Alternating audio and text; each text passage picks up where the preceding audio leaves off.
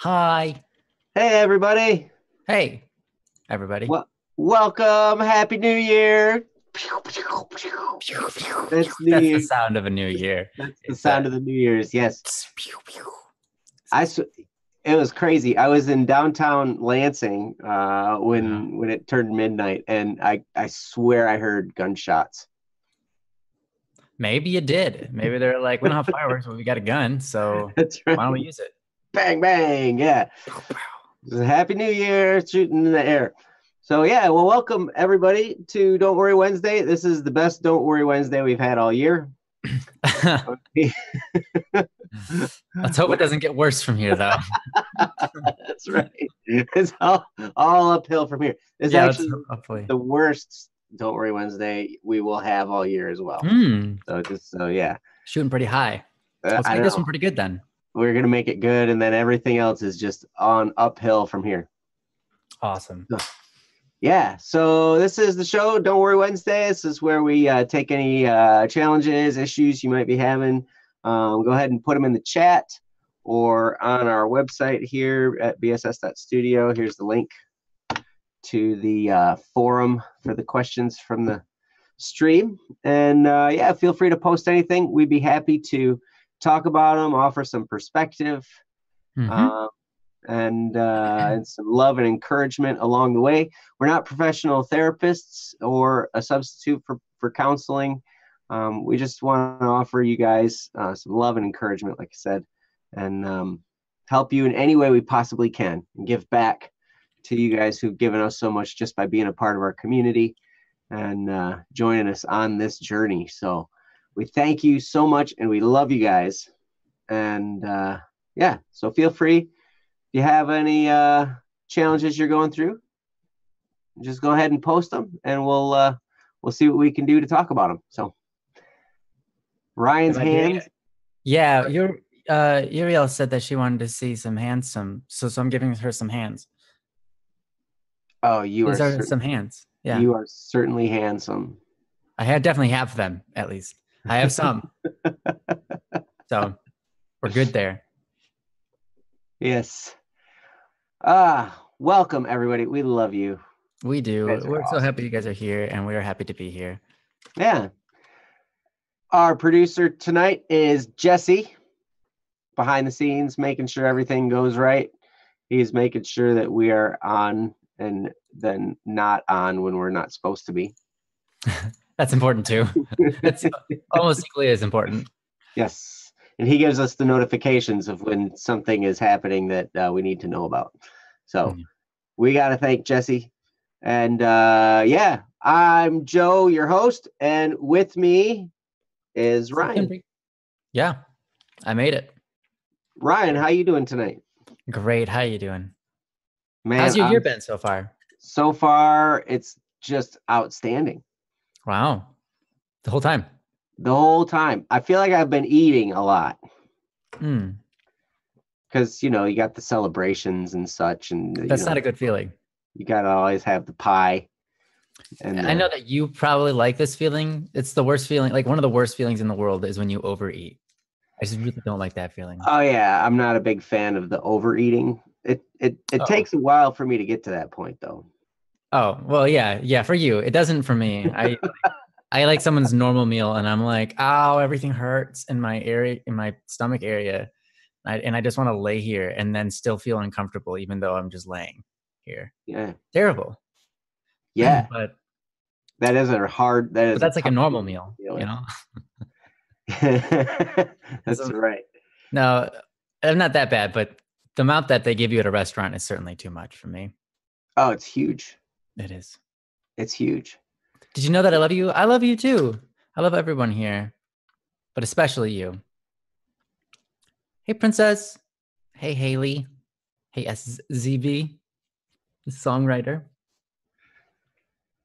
And Ah, Jono and you Bree. guys look awesome. Look at you guys. Mm-hmm. Oh, Nightcore Dragmeal is here too. Long time no see, man. How have you Yeah. been? So yeah, we have some stuff in our on our website We do. Yes. that we have not gotten to yet. We have one from Jono, but I think it wasn't actually a thing. Oh, I see. Because we talked about it actually, because he accidentally deleted the melody line. That's right. That's right. We did end up talking about that. Yeah. Yeah. Yeah, it's crazy how much they put at a restaurant, how much they put on a plate.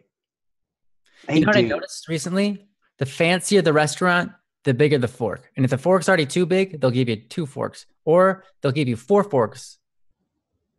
They'll just keep on increasing the amount of forks that they give you, depending upon the fanciness of the restaurant. So if Yeah, you go they do. They give you more forks. they just give you more forks, and they're big. Every one of them's huge, and they just keep on giving you more and more forks. Like, especially if they're one of those restaurants that take away your dish, they take away your silverware too, and you're like, I was actually literally using that, and then they bring you a new fork.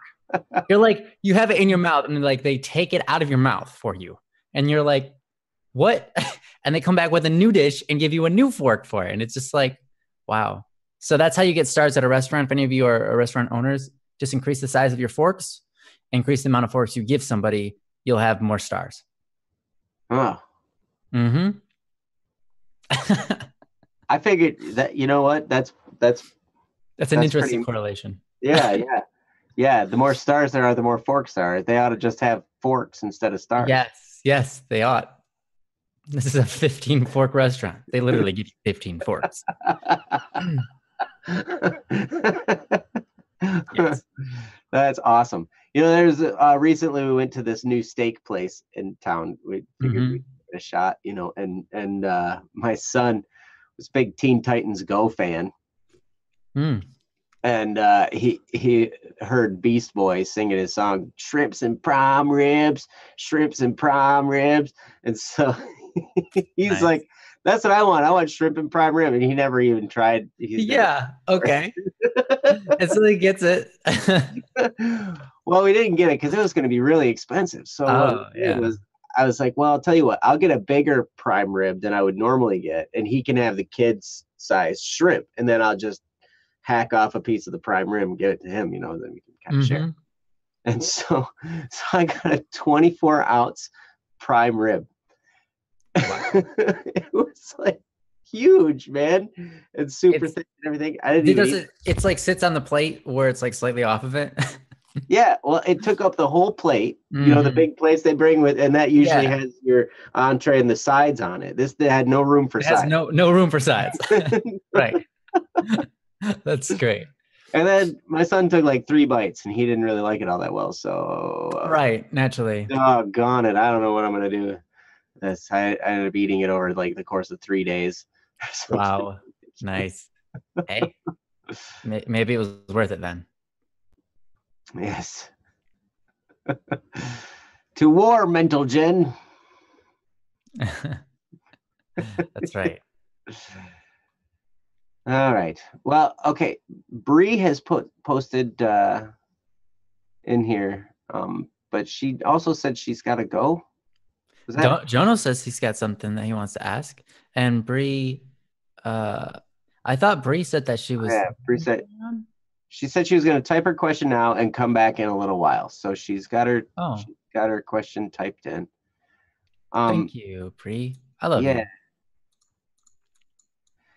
And Uriel Garcia, if you ask a question, they will respond. Yes, whoever they is, absolutely. Yes, we will. So. And Jono, yeah, you're totally free to ask whatever is on your mind. Absolutely. And Bree, I do want to just clarify. Do you want us to go through this now, or do you want us to wait until you get back? Yeah, that's a good question. So we'll wait to see if you want, but that's definitely something to talk about for sure. It's pretty intense.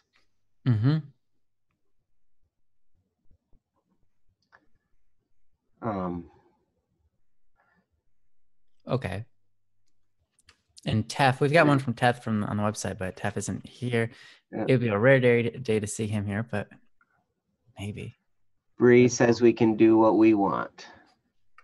Well, if you have to go, then we don't want to cover it while you're not here. But if you are going to be here for a while, we can.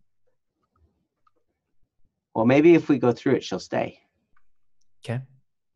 So that'd be kind of cool, huh? Yeah, sure. Absolutely. Okay. Let's do it. All right. Well, let's do Bree's then. So, Bree, thank you so much for posting. This is a little bit of a long one, and it took up a few, so I'm gonna have to kind of look through it. But okay. So Bree says, so I've dealt with a lot since before Christmas. I broke up with my boyfriend, and when I did, he tried to kill himself on camera. He almost overdosed, but he threw it up. He recently texted me too. He texted me a whole paragraph basically saying that he only loved me because he didn't want to be alone. He used me for his own benefit, and I loved him with all my heart. I still can't hate him, though. I hate what he did, but I can't hate him. I hate it, but it's true. On top of that, my cousin died on New Year's. He was found in the woods dead. He was hanging. He was found hanging from a tree. I knew him pretty well, and it hurts. My heart hurts so much. Oh, Wow. says she'll be back after her shower, but she was just typing her question now. Okay. Well, then we might just have to wait on that. Yeah, Bree, I tell you what, we just read through it, and I'm sure it's probably going to be posted here on the website here. Yeah, so it's there, and Bree, just let us know when you get back, and we will go ahead and talk through some of those issues. But Yeah. my heart goes out to you, Bree. That is so challenging, and Wow. there's a lot in there that is so painful, and I'm sorry. But yeah, just let us know when you come back, and we'll go through it. So Uriel says, will you marry me? Whom? I'm assuming you, because you're the unmarried person of the two of us. Well, how do you know she's talking? She could have been talking to somebody in chat.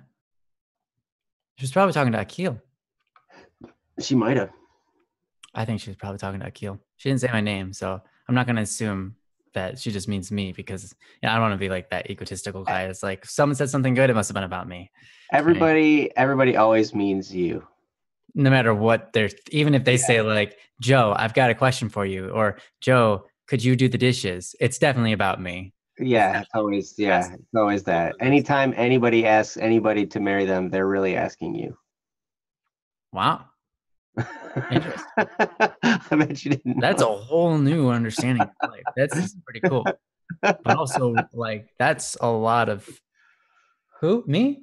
Okay, someone just asked someone to marry them, so sorry. Yeah. So it's all about you, really. So yeah. Jono, looks like you're probably up then. Yeah. Okay, here we go. We've got Jono's here. Okay. Jono says, I've been in a weird, meandering relationship with someone for a while to see if we can make it work. And after a lot of thinking and talking, I guess I don't know what it means to be in a relationship. I can't figure out what it means to be more than friends, and we can be that. Interesting. Yeah. So is your question, Jono? Okay, can't figure out what it means to be more than friends. So that's probably a moving target, depending on who it is you're dealing with. So, Been a weird meandering relationship. Someone. Huh. can't figure out what it means to be more than friends, and we can be that. So, Okay. and then he says, honestly, I just came here because I was a bit confused. Sorry for the weird question. Yeah, I think it's a good question. Yeah. Okay. So, what is a relationship versus a friendship? I think that's a good question. And it's a question that it should be answered. Um, for me, a friendship is definitely, one of the best things you can have in relations to another person. And a relationship is something that you choose to be in, or a romantic relationship, whatever you want to call it, is when you've decided you want to dedicate your life to them. And what I mean by that is you really should just be going having a relationship, or choosing to go steady with someone, or whatever you want to call it, dating, um, boyfriend, girlfriend, whatever. If your intention is to eventually marry that person, um, if you look at somebody and you say, this is a person that I would want to spend my life with, then they're worth, you know, seeing if you can do that. Um, of course, there's nothing wrong with dating someone you don't really know yet. That's part of the process. Maybe you can go on a date with them, but that's all just stuff you can do with friends, anyways. You can go to a movie with your friends. You can go out to eat with your friends. Those are all things you do with your friends. And there's no difference. The only difference is your level of dedication. Um, are you trying to say that, hey, I'm going to be in your life and I want to be there for whatever struggle you have, and, um, you know, and etc. You can do that for your friends too, right? But there comes a point where you might choose to live with them, and in that scenario, uh, and get married to them. In that scenario, then you have something different. You can move in with your friends too, but you're not going to be romantic with them. And ultimately, the main difference between friendship and a relationship like that's romantic is the marriage side of it. Honestly, when it boils down, everything is possible in friendship that you would do with your partner, other than a few very fine details, um, which are all included in marriage. So I would say that if you're looking at someone if you're looking at someone and intentionally wanting to have that form of relationship with them, so much so that you want to dedicate the rest of your life saying, only them will I do this with, only them will I, make a family with, only them for the rest of my life. Um, then, then you have something that's more than a friendship. Um, Friends you can have plenty of, and you can treat them all differently. But great, fantastic. Um, but there's certain parts of a friendship and a marriage that are different, um, including things like uh, shared finances, Mm. um, and children, and uh, taking care of each other in all of those kind of ways, that are specific to a marriage. You know, Mhm. there's a lot that's different, but a lot that's the same. All of these things, you can always love your friends. You can love them deeply, um, and you can treat them like they're the most important thing in the world, even though they're just a friend, right? Mhm. But once you have a spouse, uh, you've now dedicated your life to separate yourself and sacrifice yourself for that person in a very unique and special way. So a relationship ultimately is designed to build up to that. So that's really the main difference. If you have a person that you're friends with and don't really have a need to go any further than that, there's no reason to just stop at friendship. Um, you know, but I don't know. That's just kind of like what I'm thinking about in this situation, this scenario. Um, but it's just kind of one side of the coin, and I'm curious. I'm sure I'll have a little bit more to say later on, but I'm curious to see what Joe has to say in respect to all of this. Yeah.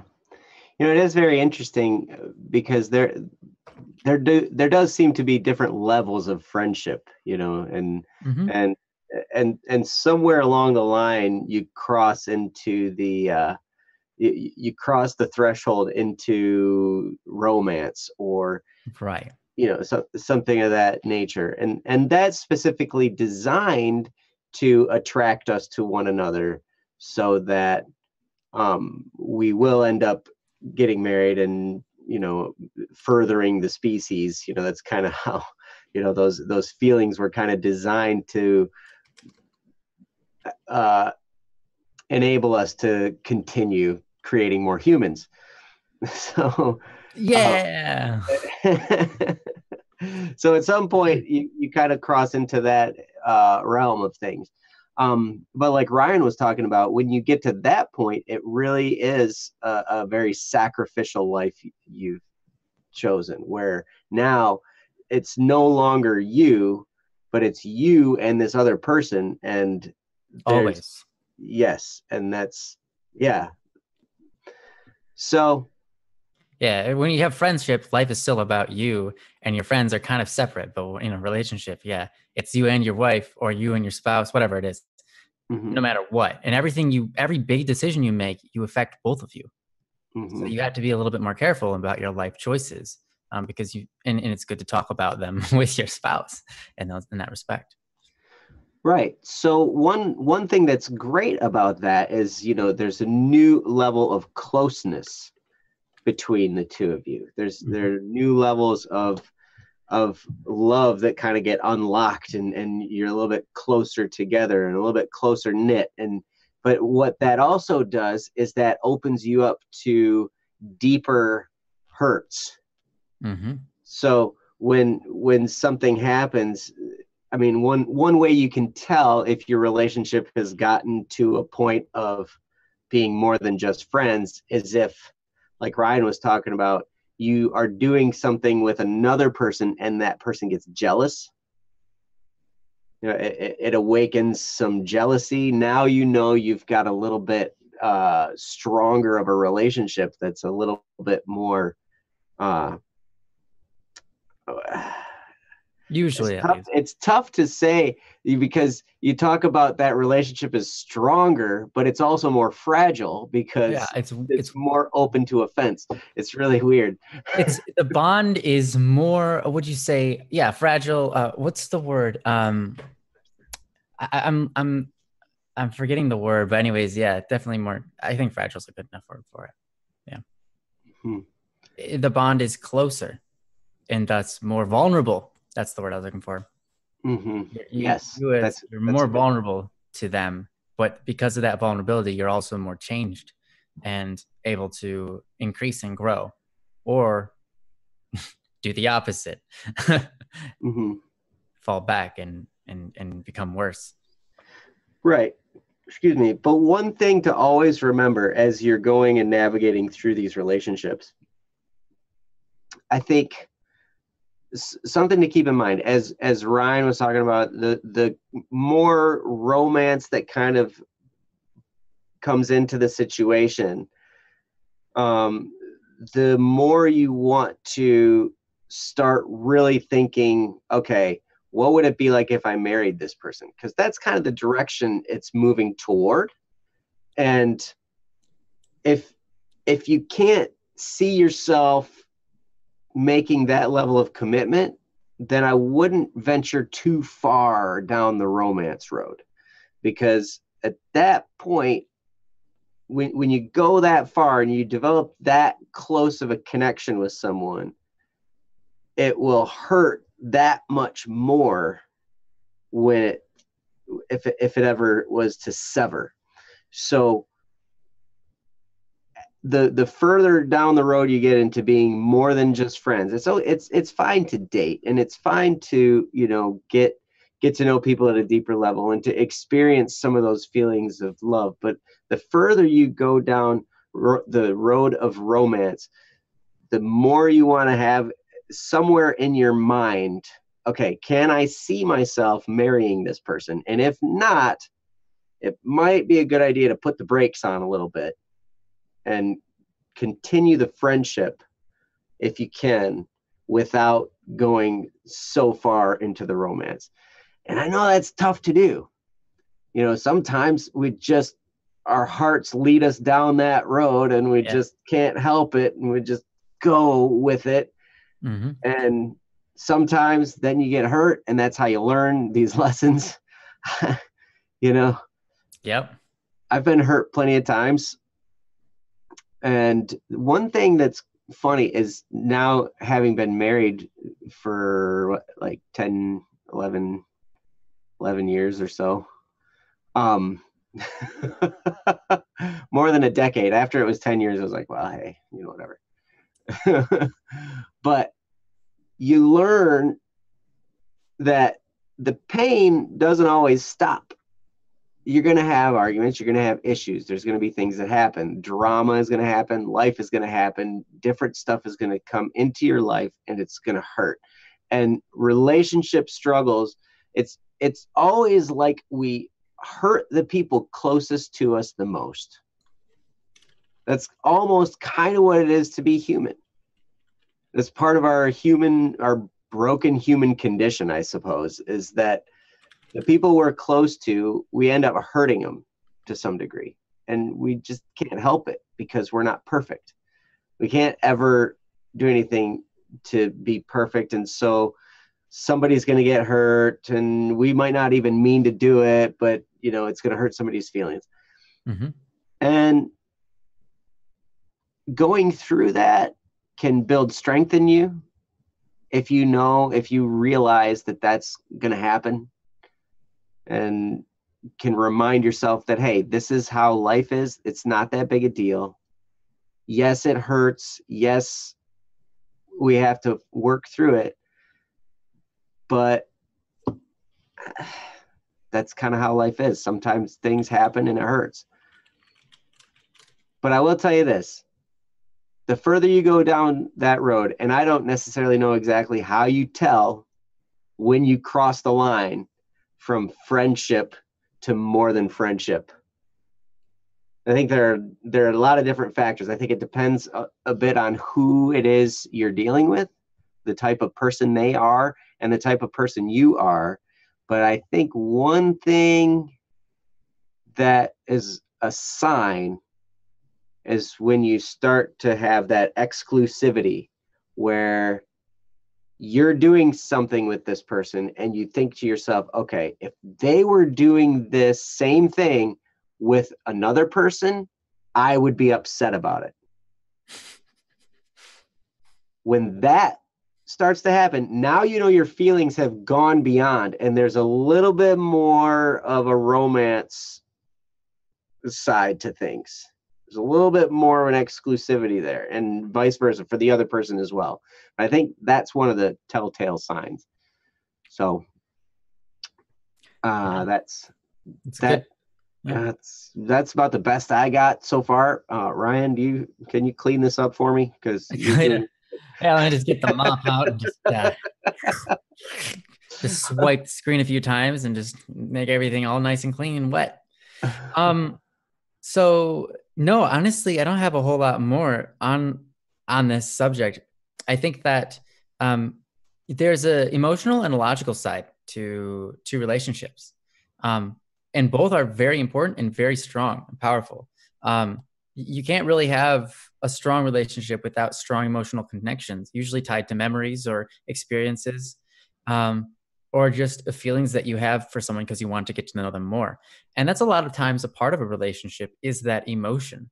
But there's something that goes beyond that, and that is logic, and then something else other than that, and that is will and commitment.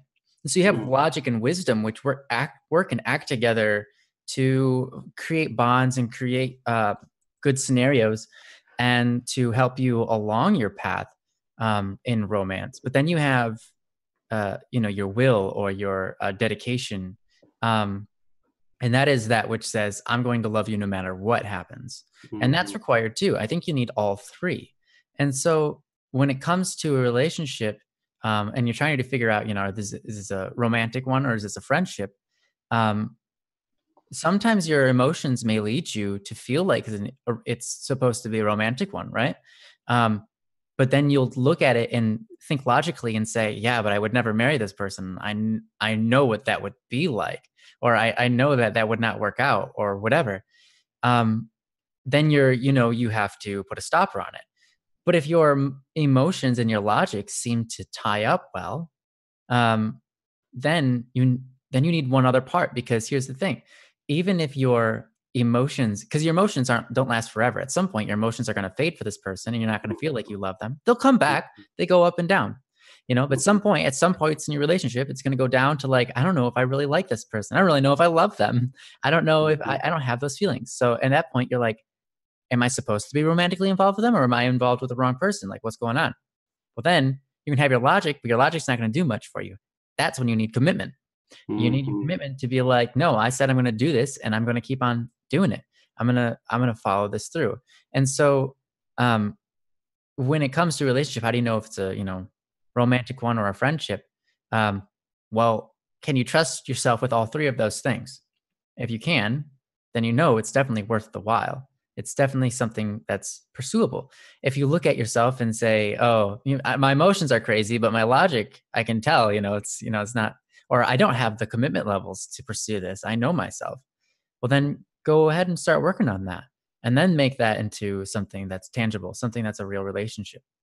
Um, I hope that helps. And that's my follow up. Good follow up.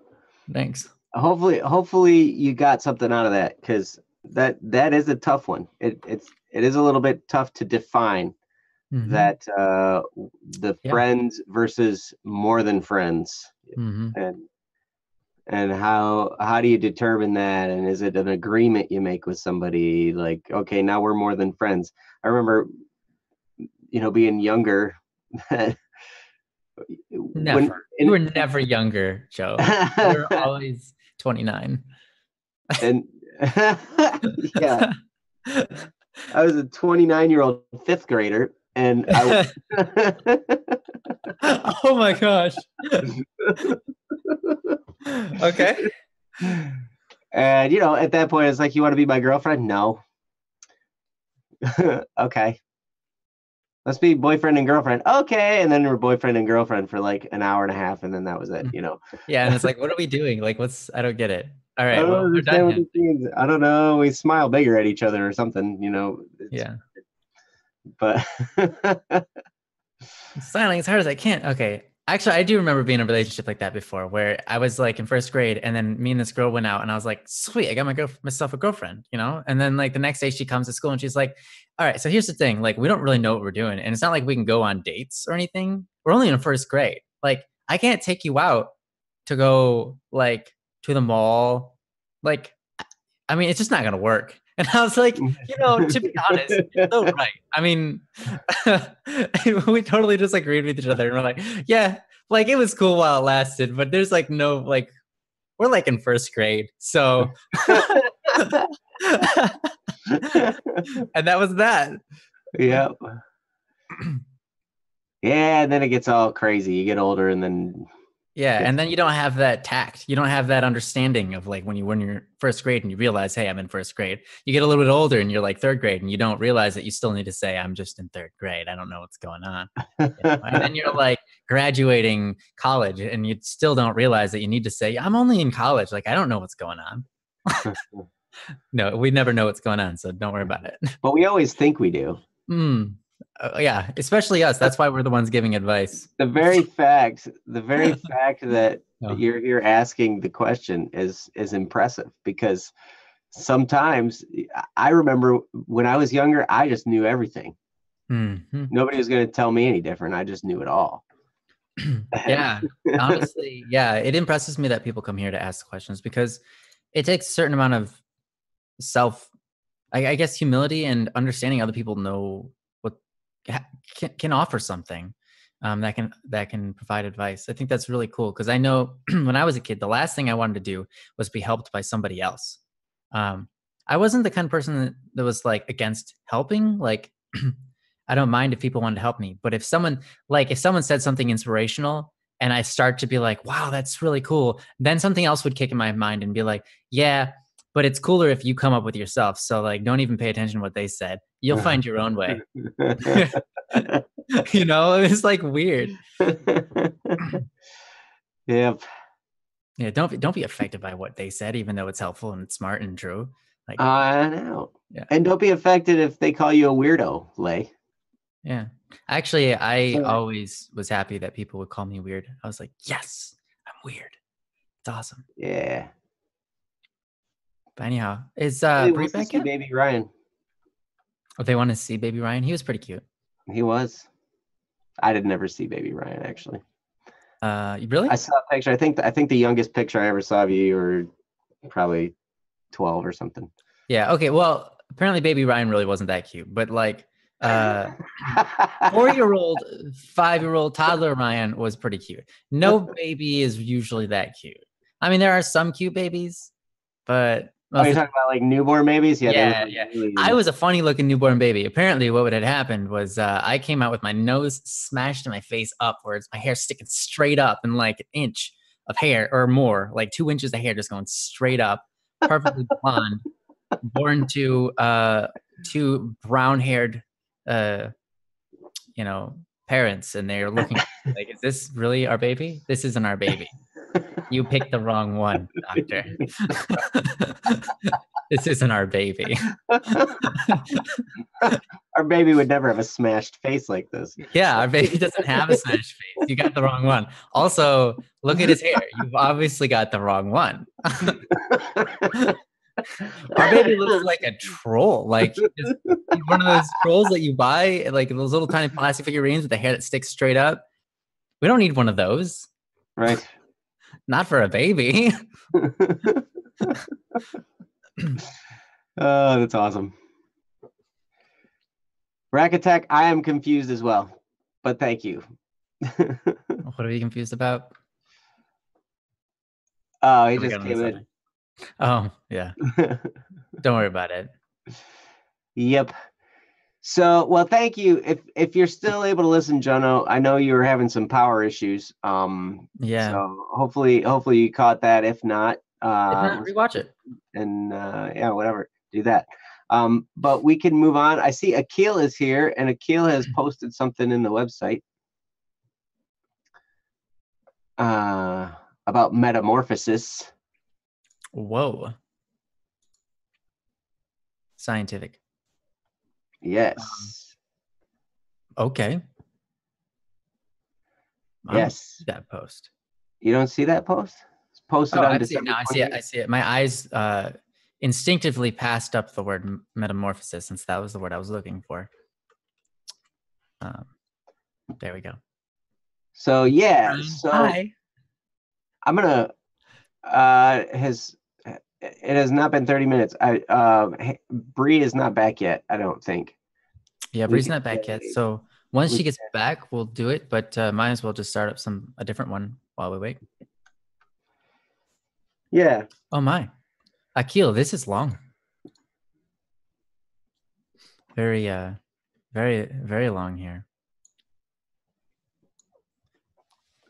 Would you like to read it, Joe? Sure, I will be happy to read it. Cool.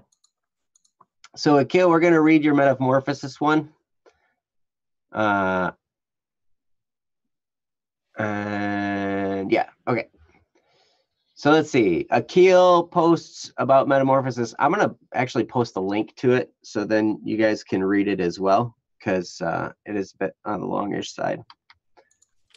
And then you guys can go there and read along. So say hello, handsome. Hello, handsome. Hello, handsome. All right. Metamorphosis by Akil. People are bound to change over the course of life, physically, mentally, and emotionally. Most will either go left or right on crossroads, but we know that they are going on and moving forward. We also might find ourselves in need to step back off some things, plan another approach. Metamorphosis is change, transition, evolution. Some people change for the worse, but we all strive to be better, the best version of ourselves. What about those who took too many steps back? how much progress would they make? Were there any change at all? I'm afraid of myself. Well, not really. My old self was capable and efficient. It's just the end can't justify the means. I really don't want to go down that road again for the sake of people I've come to know. I'm sitting on a mount of bodies. The higher it stacks up, the further I could see. Don't look down, it's just their time. All of us live on borrowed time. One day you'll be part of the mountain, but for now, make sure to climb all the way up. We owe them at least that. That's what we kept telling ourselves. We wanted to help realize dreams because those people ran out of sands in their hourglass. It actually is just I. This emptiness, a sign he's coming. I feel alone, even when I'm aware of myself being surrounded by interesting people. I'm a stopwatch. I got all the time in this world and the ability to reset. What's happening? Why are the hands going counterclockwise? What's with this smile? Why am I getting excited? Why am I welcoming that brat? Why does it feel good? Why do I feel fake, pretending to care? I'm a selfish brat, violent and efficient. At least then I feel like I'm capable. I'm sorry, I hate being rotten, but now I really hate being pasty. The mask is off. The time goes backwards, and I'm coming back. Bear with me until I realize my responsibilities as an adult again, until I can say, this is fine. I wanted to believe in humanity. Well, I did. But when I lose faith in myself, then I can't see it going any better for the rest. So yeah, let's see how I fight myself again. Bless it, I had to handle all the dead people, and now my old self is jumping into this. I can't see myself being the same again, and this change seems to be going on quite the direction. I thought I was already a butterfly, but my pupa self had something to say about it. Pupa, I think. Pupa, yes. Pupa self had something to say about it. I might come out as an insect with a sting or something with beautiful wings. All that is certain, something is struggling in the pupa. Wow. That's by Akil. Akil does a lot of reflection when he types here. Yes, there is a lot of reflection in Akil's post. Thank you for posting, Akil. Yeah, thank you. Yeah. Wow. It sounds like you are really examining yourself and trying to define yourself or decipher the different changes you've made and so on, and what's it worth and so on. Yeah, it's really, really interesting. So I'm trying to figure out what exactly to talk about here. Well, there's a lot in there. Mm-hmm. But yeah, I mean, there were a couple things that jumped out at me as I was reading. Mm-hmm.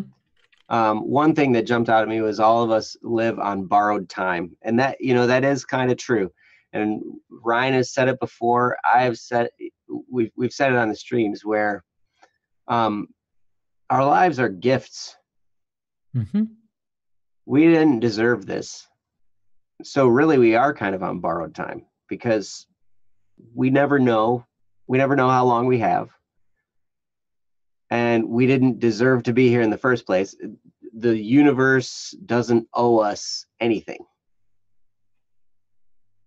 We get to exist, and it's a beautiful thing. And it can be a challenge.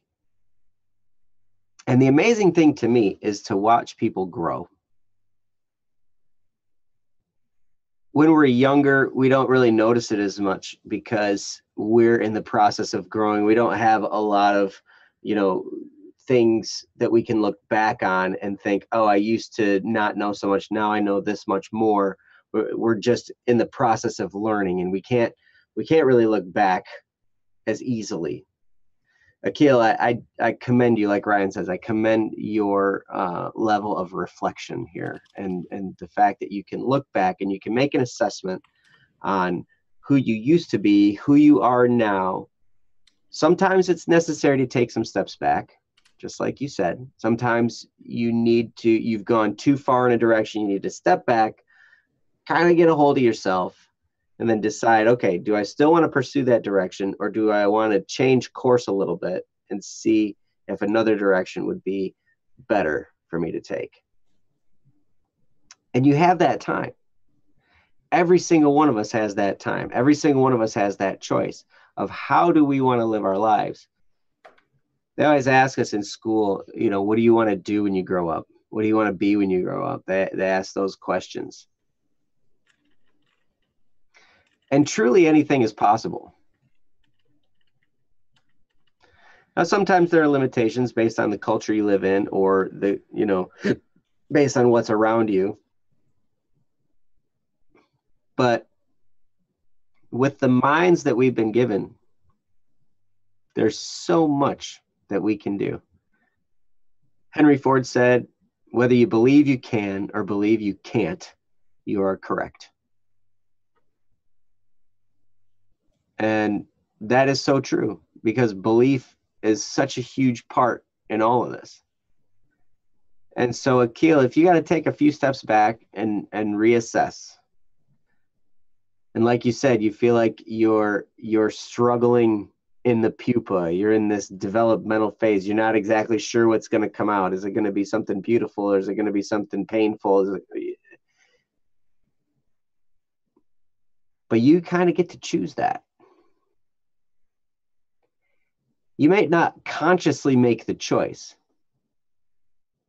but you will choose the attitudes from which that develops, and you will choose the habits from which whatever develops. If you choose to live a virtuous life, if you choose to live a life where you're serving other people and you're being more selfless, a beautiful life will emerge. If you decide to retreat into yourself, gratify your own selfish desires, and think only of yourself and do just what you want without any thought to anybody else, something more painful will emerge. A life filled with more pain, filled with more disappointment, that kind of stuff. It's going to be much more painful. It's a really strange thing, but we are happier the less we think of ourselves. We are happier the more we give happiness to other people. We are happier when we help others have a better life than we could. It's the same in anything. It's so crazy. Even in finances, where you would think, hey, I have my financial pile and I got to keep it. But financial people who are experts on finance will tell you, if you're stressed out about money, your first step is to give some money away.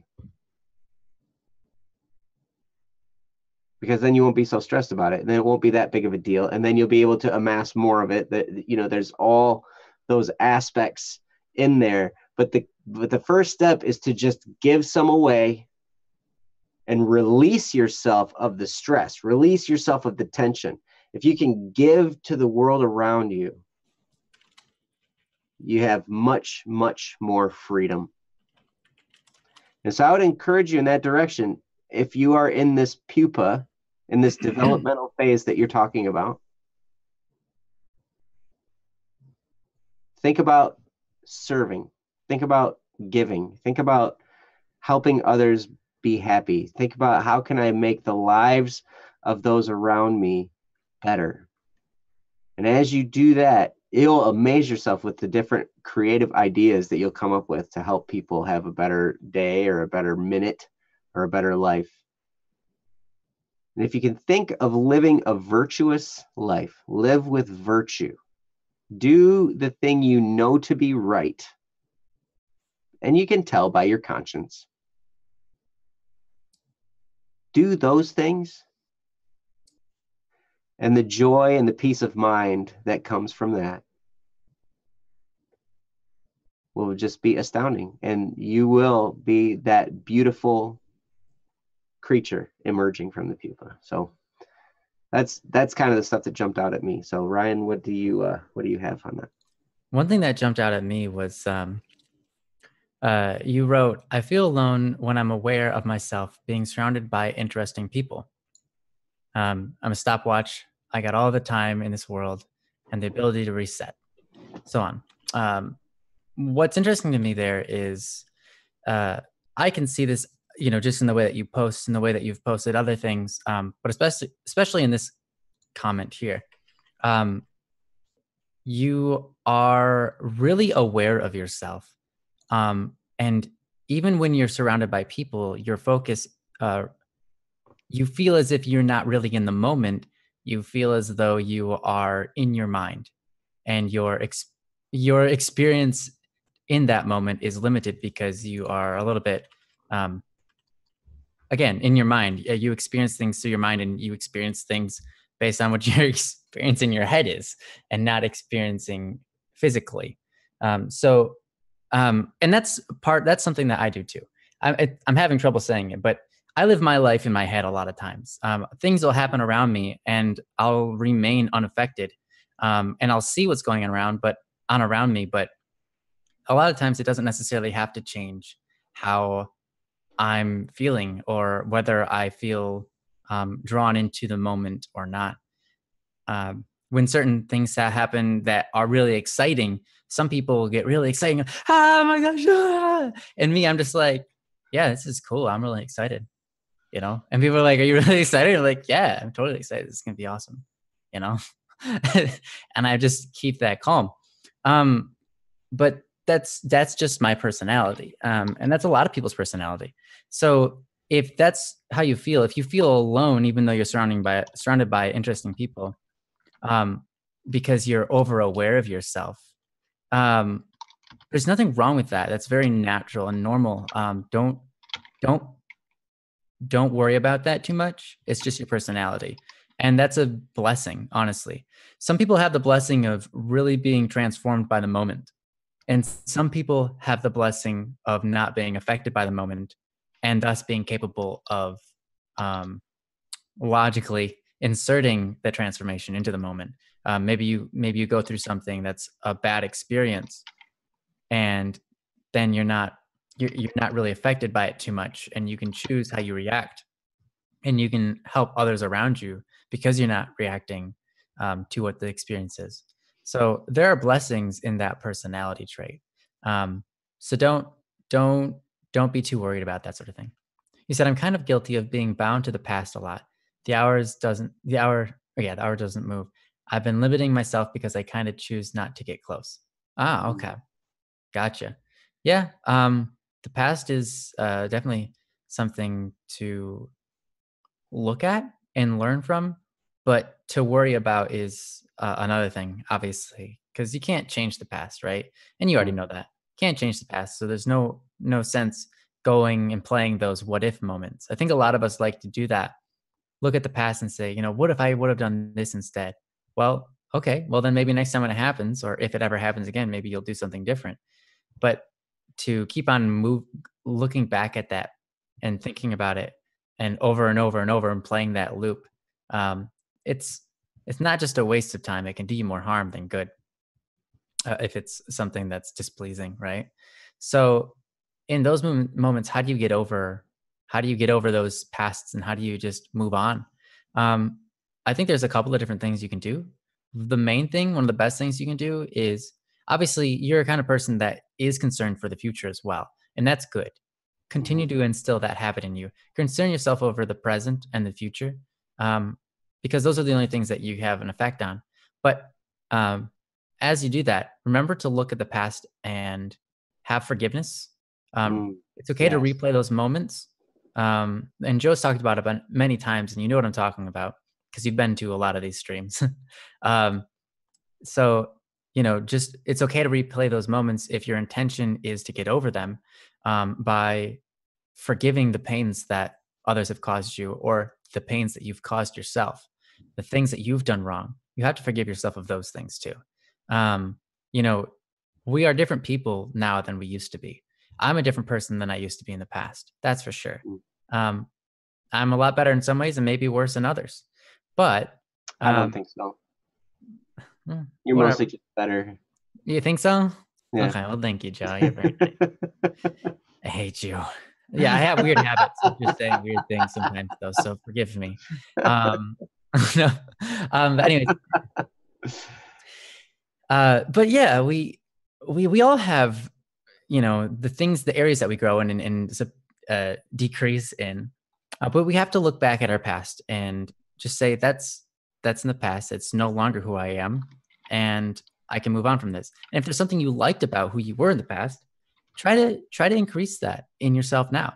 You know, as you say, you know, in your post and so on, we are constantly changing. We're going to be moving forward or backwards. But like Joe said, if you just concentrate on doing what's right, doing the things that you know are good, and by good I mean cause good things to others and cause good things to yourself, doing good things, or holy things, if you will, just focus on that, and you'll be led down a path that's important. Here's the thing, like, one thing that I do and I think is really important, is I say, keep the main thing the main thing. I tell myself, you keep the main thing a lot. And I've established what the main thing is for me. You have to establish what the main thing is for you. What's the most valuable thing in the world? What's worth giving your life for? What is that thing that you think should be the main thing in your life? The thing that sets the tone for every action, the thing that sets the tone for every scenario that you encounter, every suffering, every experience, whether it's joyful or painful. What's that main thing for you that can set that tone?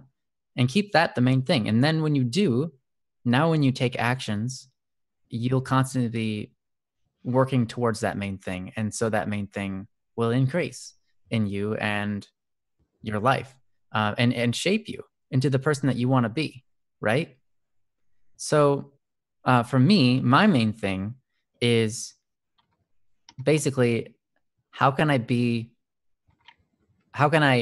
give to the world the heart that is my God's heart. I'm in my life, I want to enact out God's heart into the world so that he can increase in the world. And so when I talk to somebody, whether they are of a different faith or not, whether, you know, it's the first time I'm meeting them, or they're an old friend, or even an enemy, or, you know, whenever I suffer through something and something's painful, or whenever I experience joy, whenever I drink a cup of coffee, I can take that moment and keep the main thing in that moment. I can take a drink of this coffee and say, thank you. I'm glad I have this as a gift. It tastes good, you know? And then my heart can be filled with joy over some weird substance, you know? But not because of the substance, but because I'm keeping the main thing. I'm rejoicing in the gifts that I have, and I can increase God's presence in the world through my actions in that way. And so when I talk to somebody, I try to do my best to act out God's love for them, the best that I can. I'm not perfect, but I'm keeping the main thing all the while. And so if you do that for yourself, whatever you want that main thing to be, that will set the tone for, I guess you could say, that should set the tone for your metamorphosis, because you're going to become whatever you're going to become based on what you keep the main thing. If you're in your pupa and your focus is on, I just don't want to become an insect with a stinger. Well, if you're constantly thinking about that, you might just become that. You might end up with that because you're so worried about it and you're so focused on it.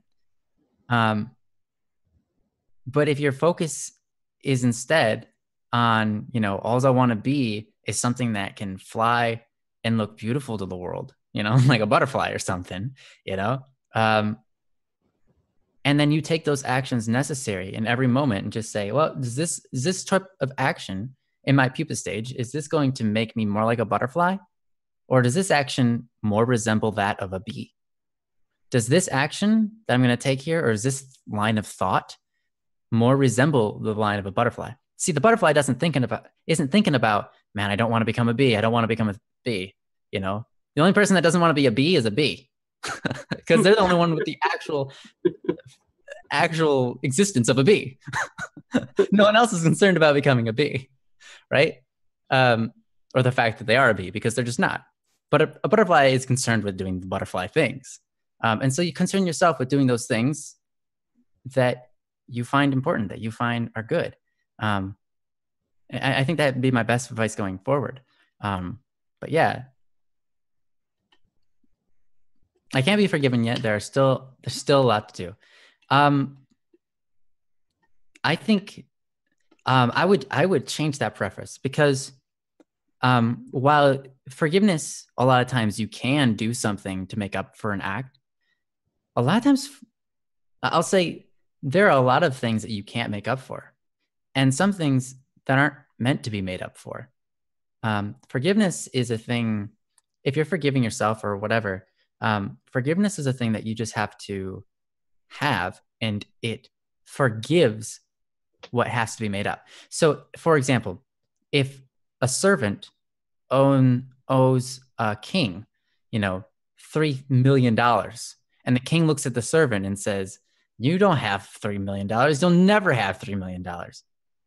I'll forgive you of that." It means the servant no longer has to pay any money, not even a dime. That's what forgiveness is. Or maybe it's only $3,000, and the king knows that the servant can get $3,000, but he forgives him. He says, "You could totally get me that $3,000. I know you have that $3,000 in your bank." But the king is choosing to forgive, which means the king is choosing to let that debt go and say, "You no longer owe me that $3,000, not because of something you did, but because of something I'm choosing to do. And I'm choosing to forgive you. I'm choosing to let that go. I'm choosing to let bygones be bygones, choosing to say, I've forgotten about that, and I no longer am worried about that." And that's one of the things about forgiveness that's beautiful, is you're no longer worried about it. You don't have to worry about it anymore, because it's gone. You don't have to worry about, man, I have to track that guy down and tell him he owes me like $3,000. When am I going to get through my $3,000 so that I can pay for my whatever? When am I going to get that $3,000? When you forgive him, you're just like, I don't have that $3,000. I don't care. I'm never going to have it. It doesn't bother me anymore. Mm-hmm. So that's an important thing to make sure that you do for yourself, is if you're holding on to grudges against yourself, that's not going to form a good relationship with yourself. Mm-hmm. Any good relationship with any person expects that there are going to be problems, expects that the other person isn't going to be perfect, but also requires forgiveness. If I say, "I'm going to marry you, but I'll never forgive you for anything that you do wrong," that's going to be a terrible relationship, or even a friendship. I'm your friend, but if you do anything wrong, I'm just going to be a jerk to you for the rest of our friendship. Well, that's not a friendship. And you have to do that for yourself, because you're in a relationship with yourself. You're a human being, and you treat yourself a certain way, and you like yourself about certain things, and you dislike certain things about yourself. It's a real relationship. Are you treating yourself to the best of your ability? Because if you are, then things are going to go well for you. But if you're not being kind to who you are, if you're not being kind to yourself, if you're holding on to grudges and not being able to forgive yourself for mistakes that you've done, then your relationship and the way you feel about yourself and the way that you act in certain moments, in every moment, is going to be hindered by this situation, by this relationship. And I don't want that for you, and I don't think you want that for you either. It can be hard to forgive yourself. Totally hard. Absolutely. Where it's the most difficult. It's easier to forgive other people than it is to forgive ourselves. Oh, for sure. At least in my experience, that's how it's been. I know that's the same way for a lot of people. Mm-hmm. Yep, but it's something that is necessary for any friendship, especially the friendship you have with yourself. Mm-hmm. Is you need to have that forgiveness, because you can't expect a friendship to go on if you're constantly in grudges against that person. Mm-hmm. You're holding grudges, right? Yeah. So. Well, sometimes we get in this, we get in the thought process that, I've seen it coming through the chat a few times, and Ryan, you touched on it a little bit, that forgiveness is something that's given. It's not something that you give a price in order to receive. It's given to you with no strings attached, no price involved. Otherwise, it's a business transaction. Right. Like if you do something and in order to be forgiven, you have to do something else. That's not really forgiveness. That's a transaction. Forgiveness is something freely given. And that's when forgiveness is healing. It's because when we give that forgiveness, whether it's to another person or to ourselves, that's where the freedom comes in. The freedom comes in because now you're no longer bound by the transaction. So you don't have to exact a price. It's over. It's done. And now anything you do in response, that's like just added bonus, where you're doing something because you're happy about being forgiven, you're mending the relationship. And so you do something for that other person in order to, improve the relationship. But the forgiveness aspect of it, if it requires a transaction to take place, then it's no longer really forgiveness. It's exacting a price, if that makes sense. Mm-hmm. So, Akil, thank you for. I actually have a couple more things to say, actually.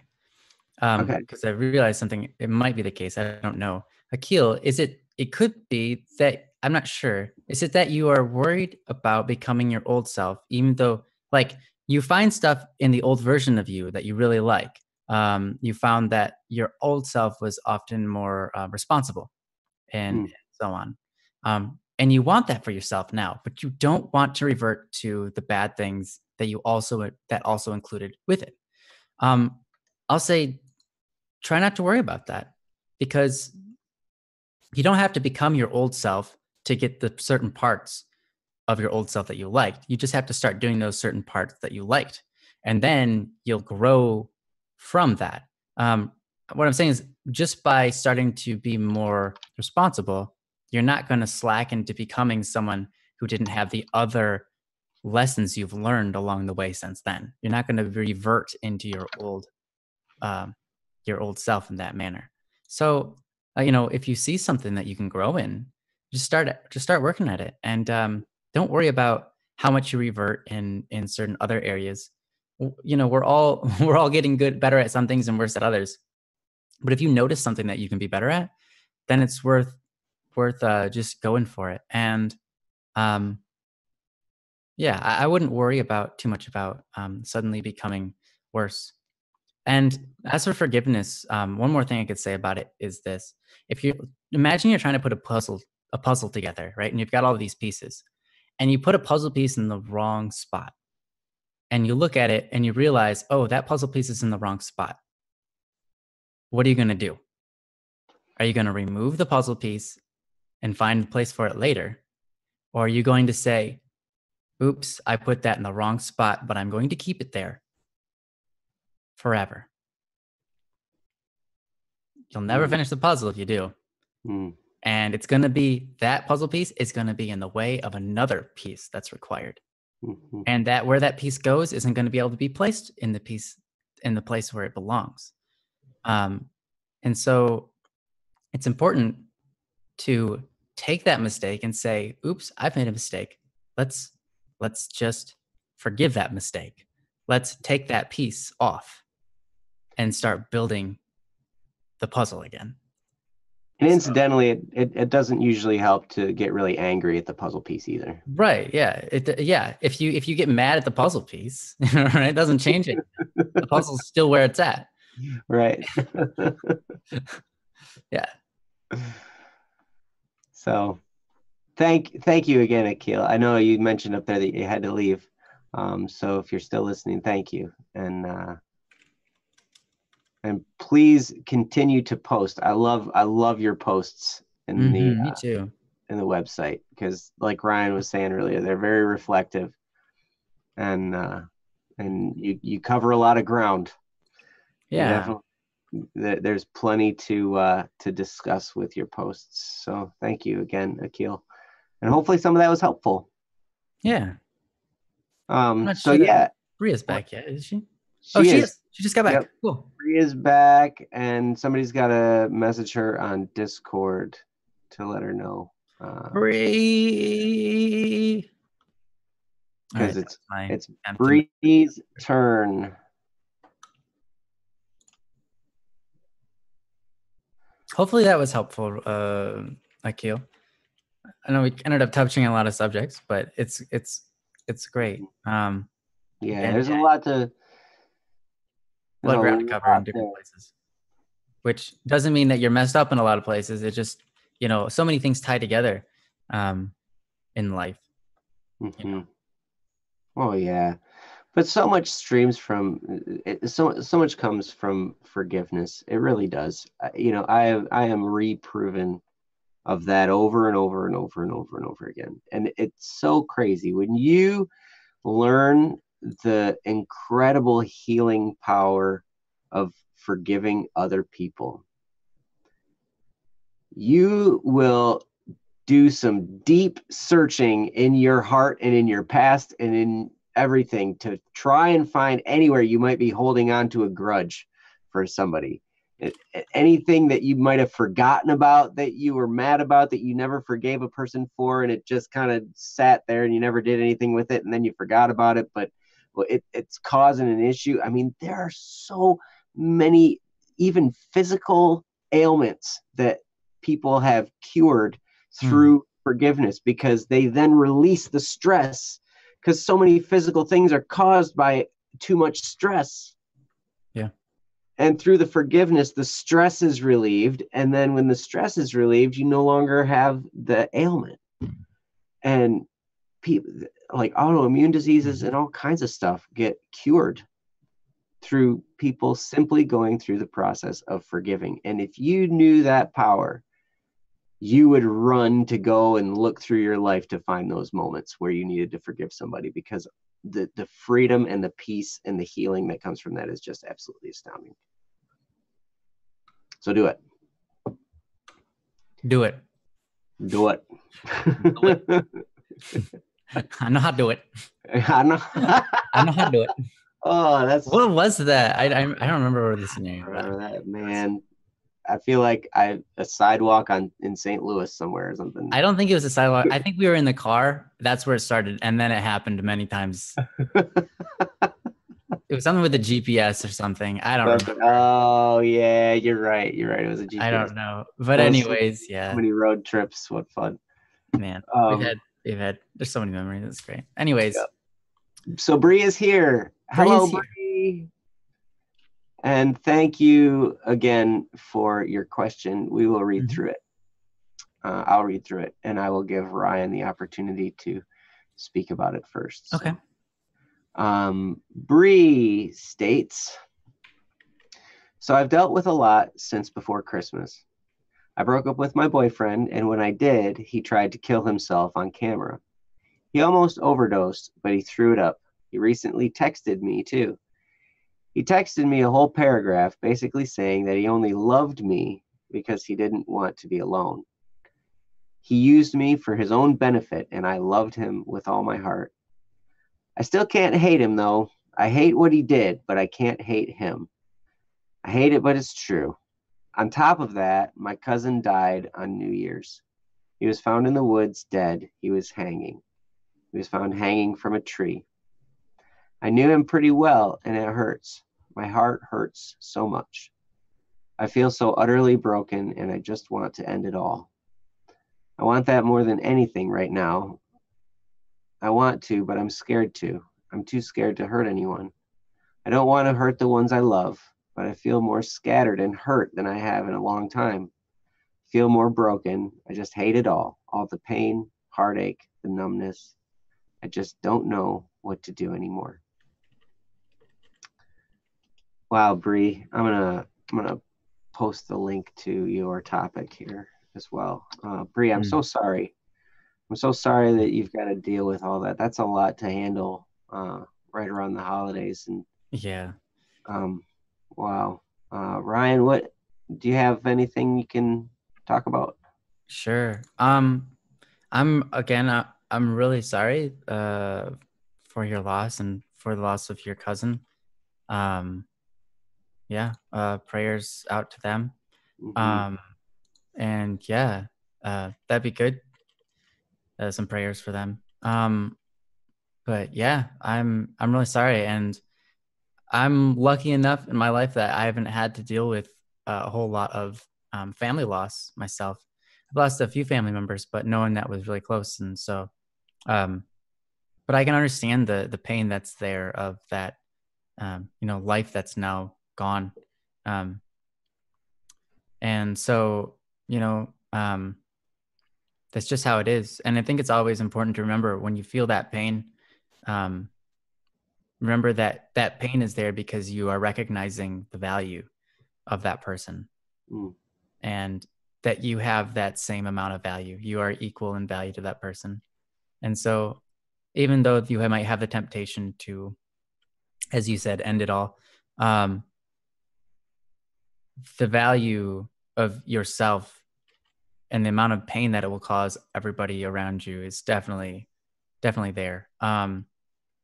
But yeah, so that's really hard, and I'm sorry.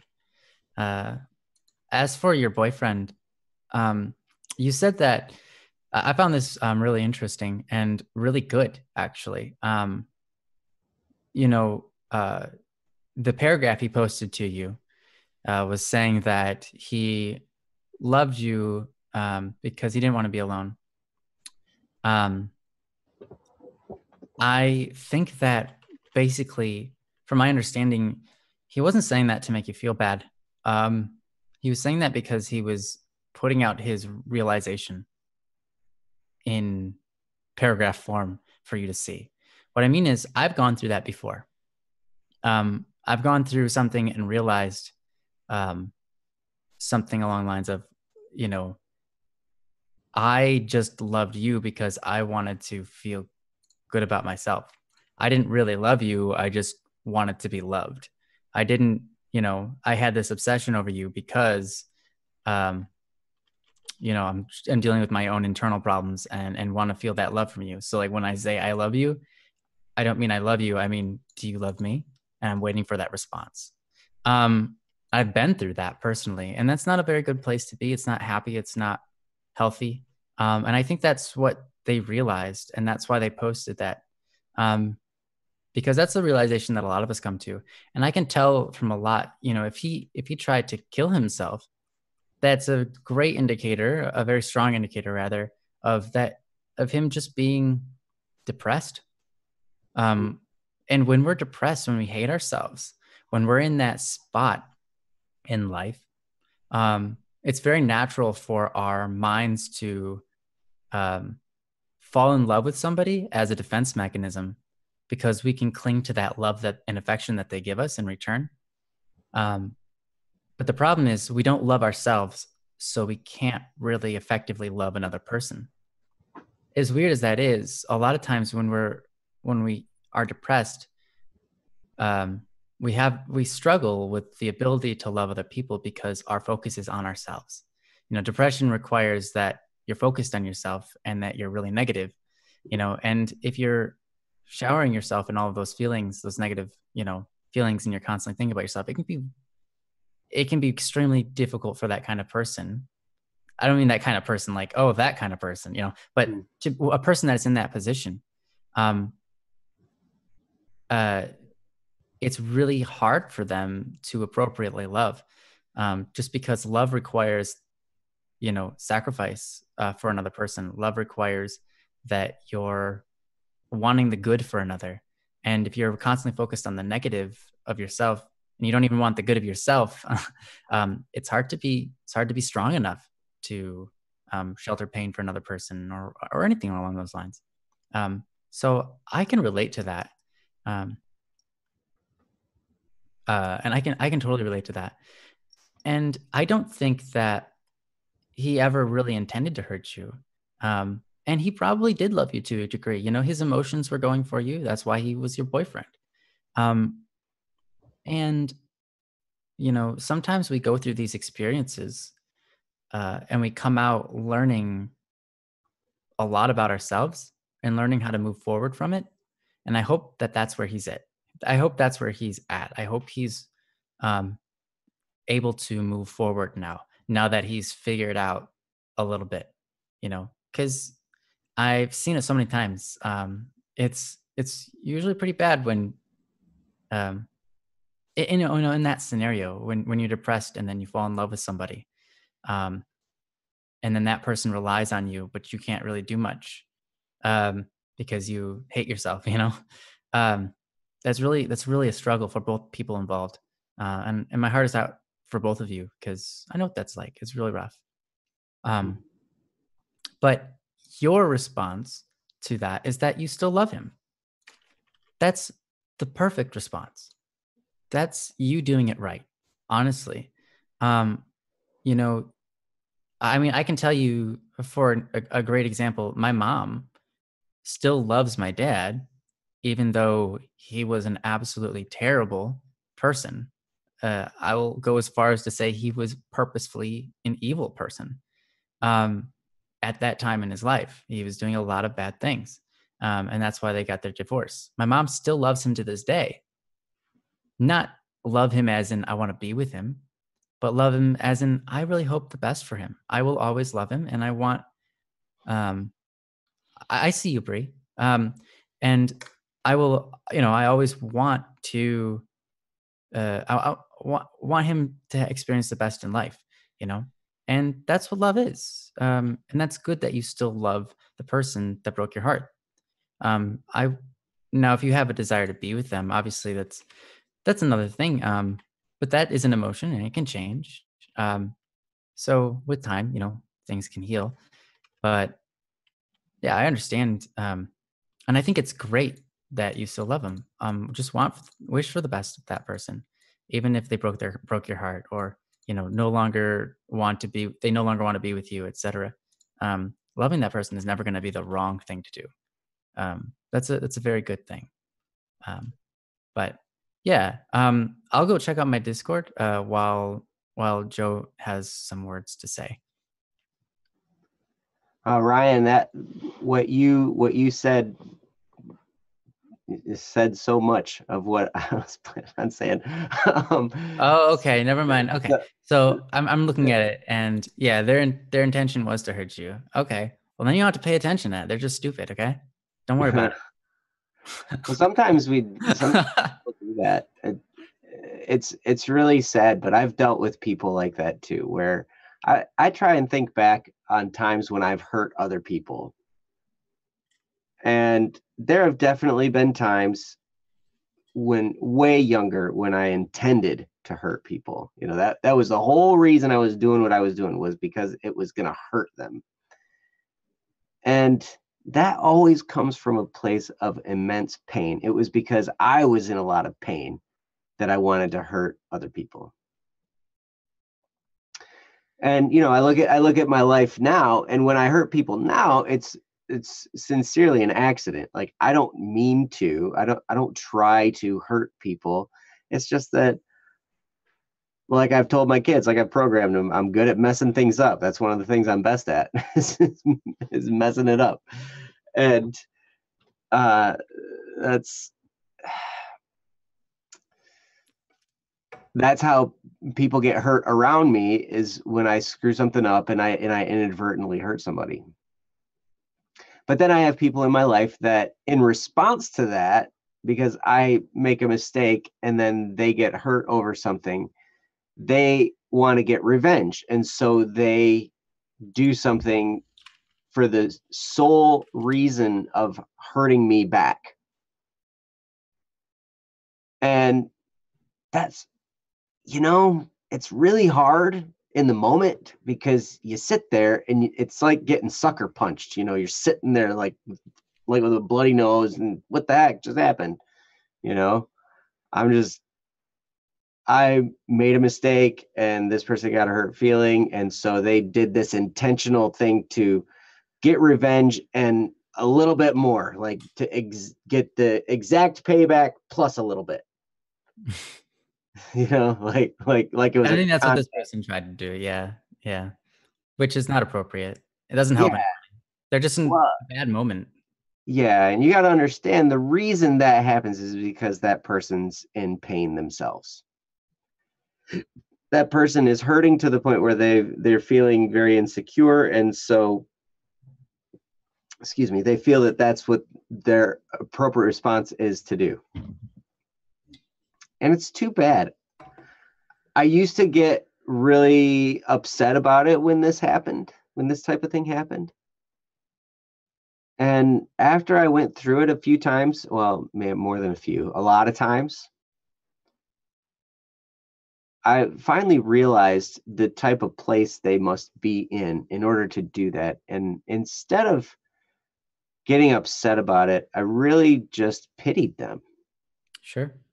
I really just felt bad for them. I felt bad that they were in that place, and I wished that there was something I could do to help them in that pain that they're dealing with. Because I knew that it wasn't really about me. It was about their pain.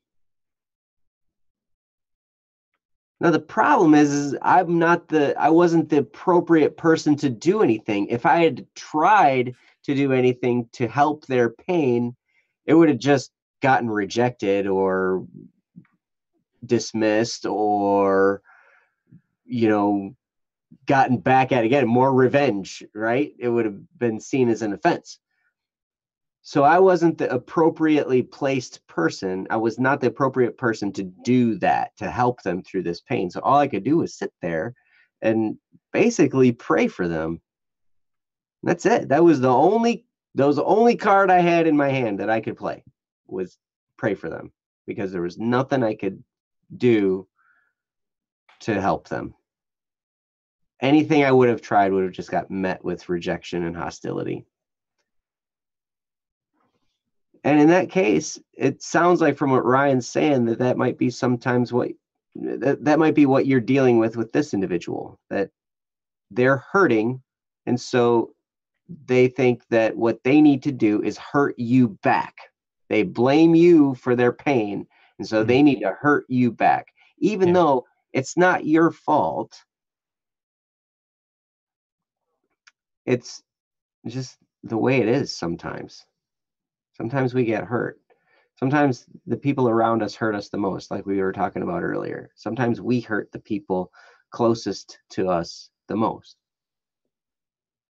And that's kind of a fact of life. And the more we can grow our hearts with compassion for other people, and that can be super hard, especially like with all the stuff you're going through right now, Bree. I know that to think about growing in compassion for others might be so difficult, because it's like, how do I just deal with all the stuff that's happening to me right now? And that can be absolutely debilitating. It can make you feel totally powerless. And I'm so sorry again that you have to go through that, because it's not an easy place to be, and it's painful, and it basically sucks.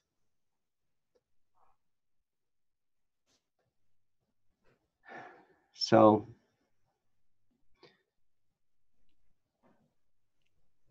one thing I would encourage you to do is go look in the Criminal Idol series and play the song A Reason for Our Suffering. One of the things I've learned is that to suffer well is a healing experience. When you can, going through suffering makes you stronger on the other side of it. I've been through enough suffering to know that that's the case. I know that when I feel pain and I willingly endure it, I come out on the other side stronger, and the relationship is better. And I don't take things quite as seriously because I've been strengthened through that experience. Anytime you exercise, you tear your muscles up. You put little tears in all your muscle fibers. And the healing process from that painful experience is what grows the muscle. And it's the same thing here. the more you are willing to endure, the more you can go through, even though it's hard, even though sometimes you might just curl up in a ball and cry for a while. I've been there many, many times.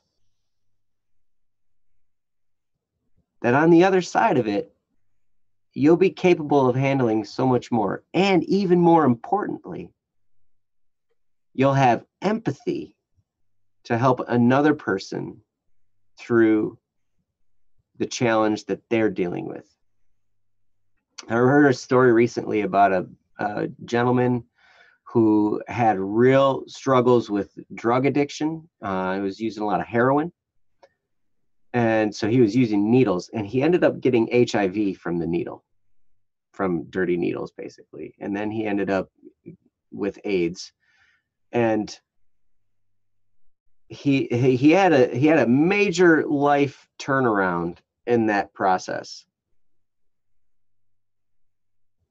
And he turned into a person that helped so many people who were addicts or who had contracted HIV or AIDS.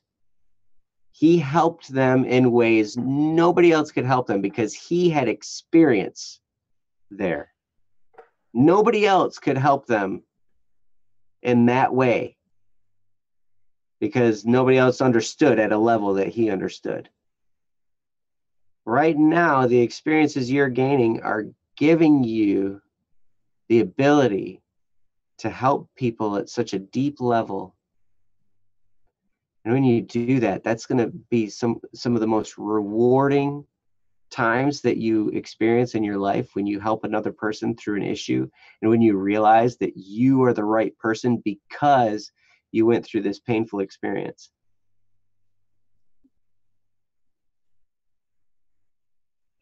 You'll look at yourself and you'll be like, wow, as hard as that was to go through, I'm really glad I did, because there's no way I could have helped this person through that. I've helped other people through marriage issues that I could never help them through if I hadn't had a severely challenging marriage for a while. And that's absolutely the case. So I'm sorry that you have to go through this, Bree, but at the same time, I can't wait to see the person you become and the people that you're able to help. Mm-hmm. Because your heart will be so seasoned through this. And you'll be the right person at the right time for so many people. I know it's tough to imagine now when you're in the middle of it. But it can be that way. And just remember that everybody here loves you. Everybody here supports you. Everybody here, we're always so glad to see you here. So, yeah.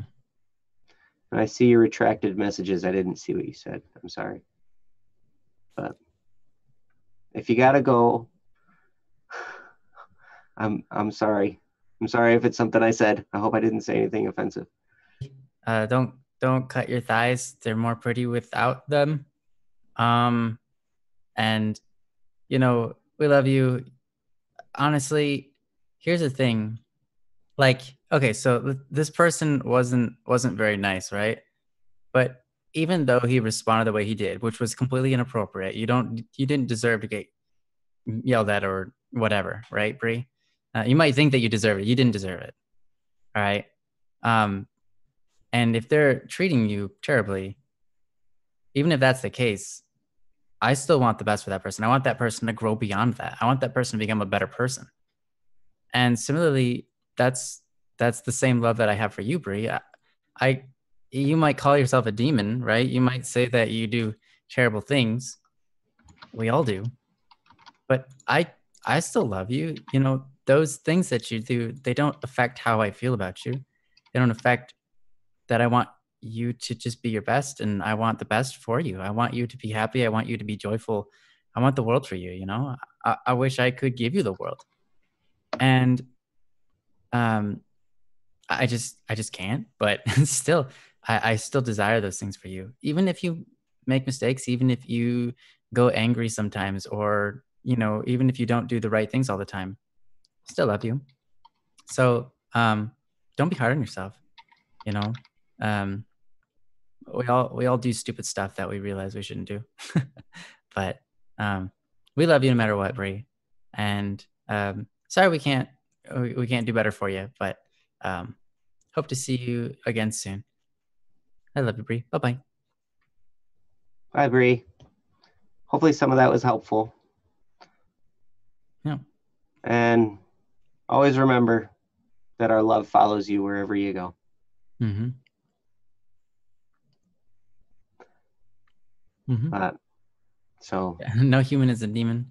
Yeah, it's true. It's true.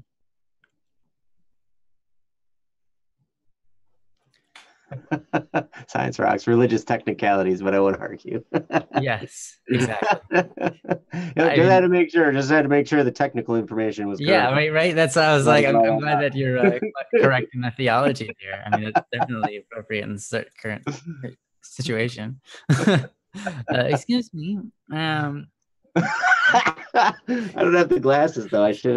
Sorry. Yeah, you should find a pair that you can put on so you can correct theological issues at those times.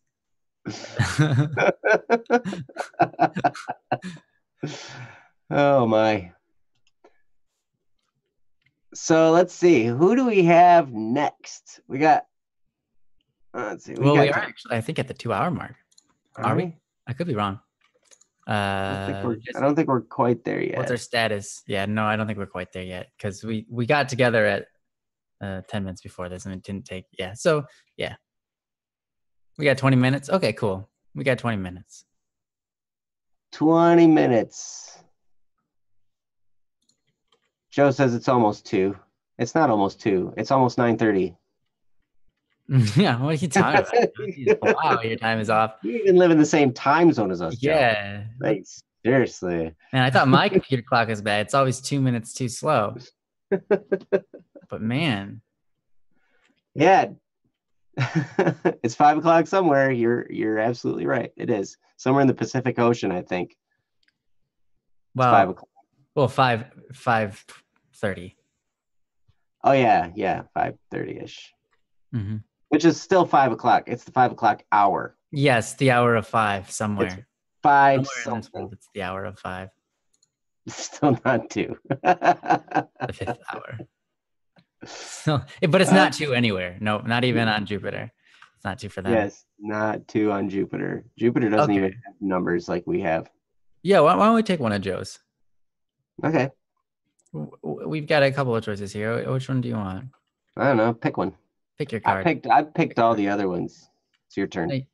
Okay, which comes next in order? I don't know. Starting a new job, or I think this one. Is this what's next?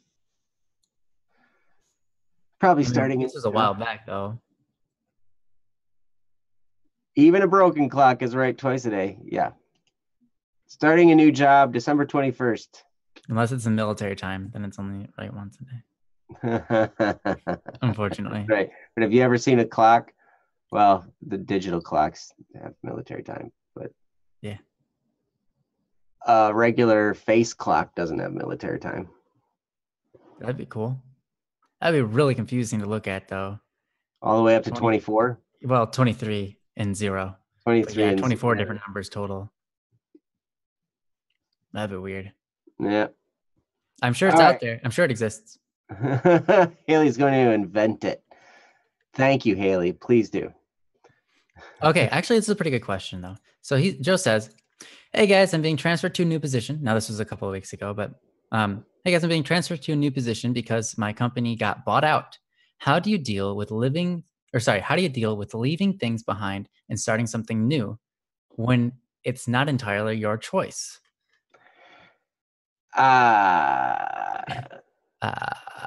I would say first step, listen to Life Might Take Us. And second step, listen to Life Might Take Us again. And then third step, just listen to Sail On by Joe Anderson, and then listen to Life Might Take Us right after that. And then Life Might Take Us again. Yeah, and then CDVNL once again, and then Life Might Take Us again. Just do that one like about 5 times. No, okay. And then It's Not Like I Like You, just to get a little bit more numbers on that one, because that it doesn't quite have enough. Yeah, it doesn't have as many as one more than what it has right now yet. But now it does.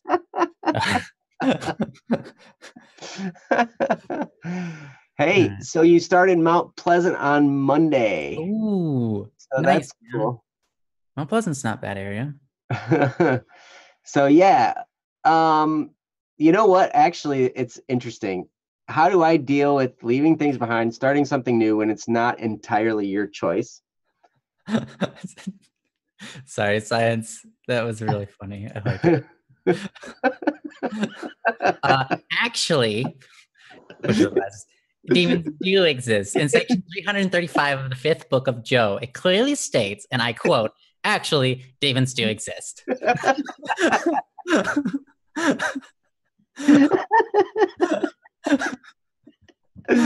Oh my.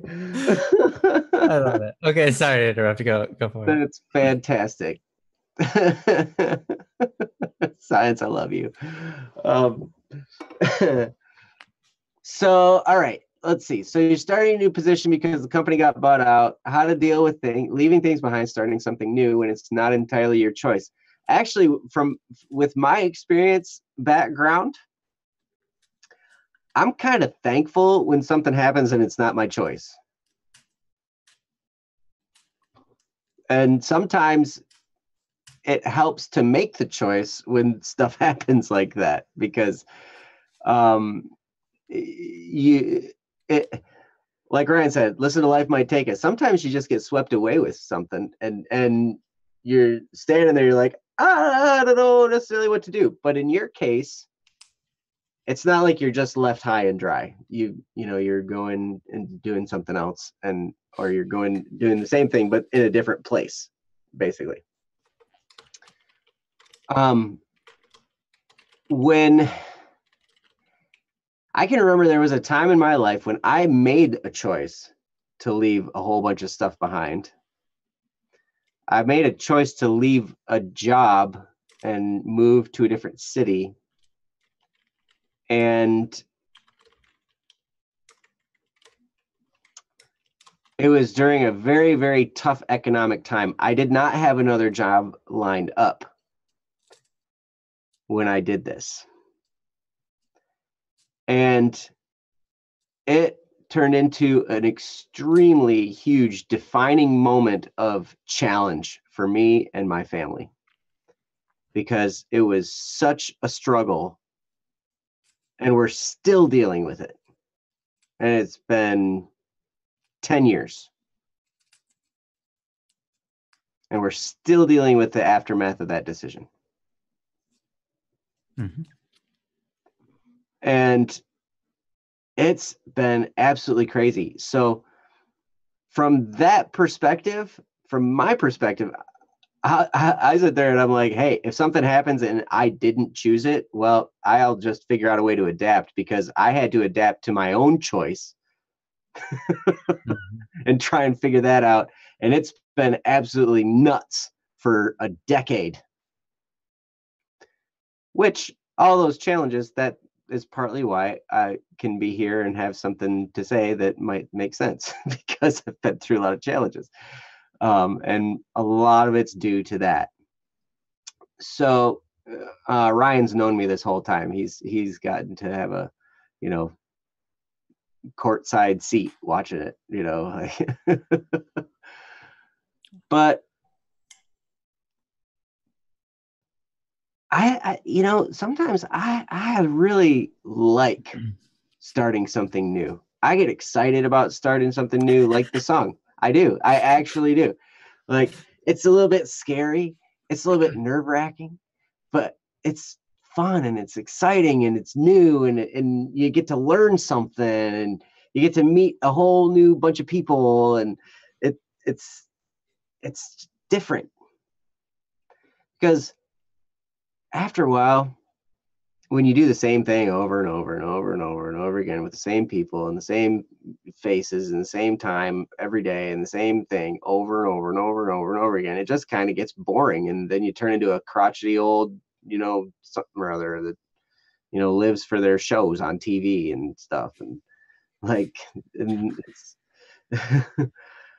it just turns into that. I don't like that type of life. For me, doesn't sound very exciting. I'd much rather have something new to do, something fresh and something exciting. And that's partly why I'm so happy to be a part of BSS, because we've always got something new coming. And it's like, hey, hey, let's try something new now. Let's go try this thing. Let's do this. We just got something crazy new just this week. Exactly. Got a phone call out of the blue. Kyle did. And now we're in discussions. We're having a meeting, this next week. And, it's going to take us in another direction. It's kind of new. We have experience here before, but it's, so that makes it a little bit easier to swallow because it's not unknown. Mm-hmm. Like something we've experienced before, we've done a little bit of experience, but it's a new company. It's a new set of people. It's new faces, new stuff, so that newness is kind of fun. So I try and remind myself of that aspect of how I don't want to be the crotchety old guy, boring person. I want to be the new, fresh, perpetually 29-year-old guy. And, but Joe's an accountant and he likes those things. Well, okay. You guys are still talking about the Book of Joe. Yeah. Well, I'm going to be in high school for you. Yes, I get to be Haley. Actually, no, I didn't like high school. I hated people in high school. Sorry. Well, you had a bad experience because you hated people in high school. You didn't have to. Oh, that's true. I could go back and I could change the whole thing. Except for you'd be 29. Oh wait, no, you were 29 before, so you'd be fine. I was. Yeah, that's right. I was a 29-year-old fifth grader. Remember? That's right. I'm 12th grader. So anyway, but I just try and make myself be excited. Listen to, life might take us, because hey, totally could do it. And I don't know, Ryan, what do you got? Sure. I guess I have a decent amount in this subject. Unlike Joe, I'm more phlegmatic. And what I mean by that is like, if nothing is going on, that's my favorite. That's so boring. I like when there's nothing, but I still can get excited over things not going according to plan, or when things change on me and I don't have any control over it. The thing is, here's the big question. Who's controlling your attitude, right? Because your attitude sets the tone of whether you like something or dislike something. Your attitude sets the tone of for if you do a good job or a bad job. In a lot of cases, who sets your attitude? If it's not you, then the thing you need to fix. But if you're setting the attitude, then just set it. You don't. There are so many things in life we don't get to pick, and I'm so used to that I always just go with the flow. And that's where I thrive. Things get planned for me a lot of times. Sometimes I have an idea and I start executing it, and sometimes, most of the time, I'm just thrown into a place, or certain things happen and I realize I have to take action because there's an opportunity that presents itself. But really, it's just going with the flow of things I didn't control in the first place, right? Like, I don't control how many people view a certain video, but then if I notice that, I'm like, okay, well, why don't we try, doing something about that? Why don't we try making a story out of it or whatever? I don't control a lot of what goes on in my life. I control my body. I control my attitude. That's about it. Sometimes you don't control your body. That's right. Sometimes I don't even control those things. Sometimes nature controls your body. Yeah, which is weird. It's nature getting in my way. Nature, this be my body. What you doing? Get out of me. This is mine. You know, that's how I talk to nature. I always use that accent with nature. We're close. We're close. Uh, anyways, so yeah, when you get forced into a situation where you're doing something, you know, you didn't plan for, or you're just kind of thrown into like, hey, this is your responsibility now, you know, just own up to it and have a good attitude about it. Because you don't really, I mean, you can either look at it and say, I don't like this and fight against it and have a bad time, or you can just accept the responsibility and enjoy it. And you get to pick the attitude on that. I know a lot of people that when things don't go according to their plan, they get all stressed out and things are not fun from that moment on. And that's why I try to be the opposite of that. Don't even make plans. Sometimes plans are good. Okay. But somebody's got to make a plan somehow. Yeah, someone's got to make a plan. But when I make a plan, I attempt to make it work, but I already know it's not going to happen according to plan, because I'm not the one in control of reality. Reality has its own controller, and I don't own it. Right? So I just take advantage of what comes my way. I just look at the opportunities that I have and take action on those. I just do my best job at whatever my job is. And yeah, and set the attitude along the way for yourself and for other people, you know? So yeah. And then I listen to Don't Life Might Take Us, you know? No, actually I don't listen to it, but sometimes I do. Okay. On a rare occasion, I'll listen to that song. But yeah. Anyways, that's it. That's what I've got. I'm sure you already knew all of that, Joseph, since you asked. But it's a good thing for people to hear anyways. Yeah, I think it's tough. There are times, I'll be honest, you know, there are times when I hope something like that would happen. Mm-hmm. There are certain clients I deal with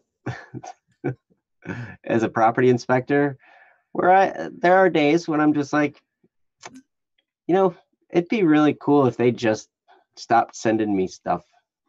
And stop sending me money with it. I don't care.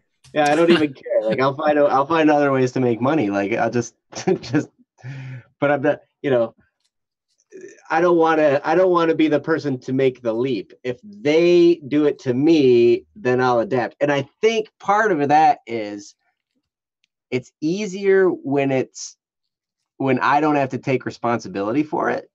Mm-hmm. When I don't have to be the one saying, hey, I made this choice and it was a bad choice and I messed up. When somebody else imposes it upon me, I can just be like, well, now I'm just adapting. Yeah, now I'm safe. I'm just going with the flow. I'm going to be okay. It's not like I made a choice that's like, oh, snap. What have I done? Mm-hmm. Yeah. And having been through that, I'd much rather have somebody do it to me so that I could just be like, oh, let's figure this out, rather than let's figure this out and deal with all the people who are mad at me because I made the wrong choice. Mm-hmm. You know what I mean? So that's why you just don't make choices. You put other people in charge of that, and then you don't get mad at them. Just be like, yeah, we made a mistake. Yes. No reading the forbidden sections of my books, people. Yeah, they entail forbidden things. The forbidden, as you said, science is forbidden for a reason. Mm-hmm. Yes. So anyway, I hope that's helpful for you, Joe. And either way, you're gonna look good when you do it. Haley, I'm not gonna ban you if you decide to worry on Wednesday. You know, that's what the show's for. You know, it's called Don't Worry Wednesday, but really, it wouldn't be a show if people didn't worry on Wednesday. So that's right. You'll be like, we accept all people. No worrying. Mm-hmm. And as cool as it would be to trade places with you, Haley, I don't think you'd want to be a property inspector.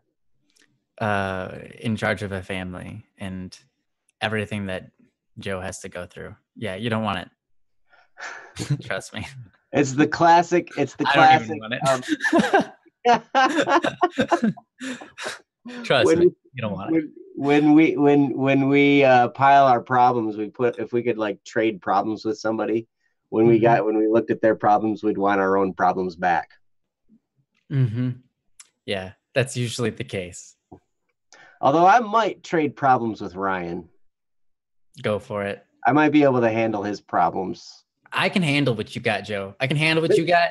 Not as good as you, but I can handle it. All right. Yeah, I probably can't handle what you got. I can figure it out, but yes, the grass is greener on the other side. That's absolutely true. And then you get to that other side and you're like, oh, can I go back actually to the side I was on before? Yeah. The grass is green over here, but I realize now that it's all dyed. Yeah. It's all dead grass and they just dyed it green. It's terrible. It smells like rotten eggs.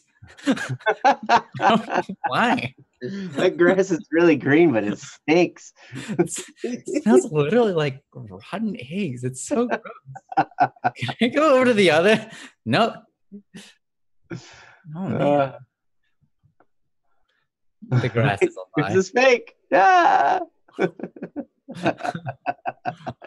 Oh, you guys are awesome. Covered in Soylent Green. No! Yes, what kind of grass are we talking about, Akil? Corn. Which kind of grass? Corn. Corn is a grass. Corn is a grass. Yeah, it's a member of the grass family. It is. Mm-hmm. It is. Yes. Well, at any rate, we're about to that point. So, man, I do appreciate all of you guys coming out tonight and hanging with us and making fun of me for my nerdities. Dude, I would have done it too. I was thinking about it. I'm like, I don't need to correct it. No. That's funny. Yep. So anyway, but you guys are awesome. And thank you guys for all your posts and your amazingness. Yes, this is the one. You know the way. You know the one. Put your hands on the ground, put your butt in the air. Rotate it round like you just don't care. Rotate. Oh, yes. So anyway, thank you guys for being here, and come back on Friday. We'll be here again for another episode of Don't Worry Wednesday, the Friday edition. Don't Freak Out Friday, where Ryan will be our host and I will be here too, and Jesse will be the producer. That's wow, Jesse. Huh. Cool. I know. That sounds great. I bet you'll do a good job. We got a new producer. He'll be as good as our current guy, though. Jesse. Yes. Jesse's laughing in the background. No one can hear him now. He's laughing. And any problem you ever have, email tech support. Just start a support ticket. There's a little button. Make sure you start you have to start it every support ticket with I like birds. I like birds. Mm-hmm. It helps give context for the technical support you need. Just go there, click on it. Don't actually do. The one. This is the one where we read the 5th book of Joe, section 335, titled "Your Mother." Actually, didn't do it. Wait, what is this book trying to say?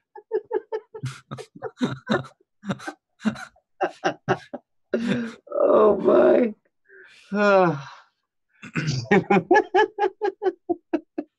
Blame Jesse for fake grass. Yep, if you find some fake grass, just open a support ticket. Wow. You guys are awesome. So Jesse's probably going to stop this stream before we go too much further. If it just ends, it's because Jesse's mad at us. So mad. And And if you know Jesse, he gets mad, like mad. Have you ever seen Jesse mad? I've seen Jesse. I've seen him frustrated. I've seen Jesse annoyed, generally with me. Yeah. Yeah, well, that's because you don't send him enough emails.